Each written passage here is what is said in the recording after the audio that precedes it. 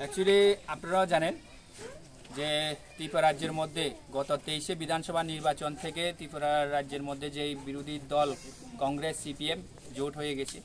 তো প্রকৃতপক্ষে আমরা 25 বছর ধরে একটানা সিপিএম কংগ্রেসের লড়াইয়ে অনেক কর্মী নিচে লেভেলে অনেক কর্মীরা খুন হয়েছিল। তো এখন দেখছি যে শুধুমাত্র ত্রিপুরা রাজ্যের মধ্যে শুধু চেয়ারের জন্য, ক্ষমতার জন্য এখন সিপিএম কংগ্রেস এক হয়ে গেছে। সেই বিষয়গুলো, সেই জিনিসগুলো কিন্তু নিচে লেভেলে যারা সমর্থক ছিল, যারা প্রকৃত কমিউনিস্ট ছিল, তারা সেগুলো এখন তারা সহ্য হচ্ছে না।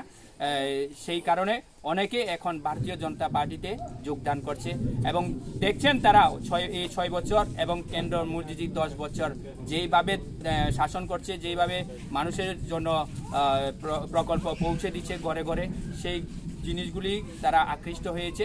সেই জিনিসগুলিকে ওরা খুব ভালো লেগেছে, তার জন্য আজকে ভারতীয় জনতা পার্টিতে তারা যোগদান করেছে। তো আমরা ভারতীয় জনতা পার্টির পক্ষ থেকে যারা যারা আজকে যারা এসছেন তাদেরকে আমরা স্বাগত জানাই ছত্রিশ শান্তিবাজার মণ্ডলের পক্ষ থেকে। তো আশা করি আরও 2 দিন বাকি আছে, 2 দিন আগামীকালকা খবর প্রচার শেষ হবে। এর মধ্যেই আমরা আজকে প্রায় আজকে এবং আগামীকালকের মধ্যে আরও অনেকে যোগদান করার জন্য আমাদের সঙ্গে যোগাযোগ হয়েছে। তারা যোগদান দেওয়ার জন্য তারা প্রস্তুত হয়েছে।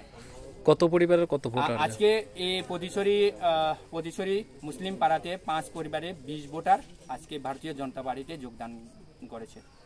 Thank you.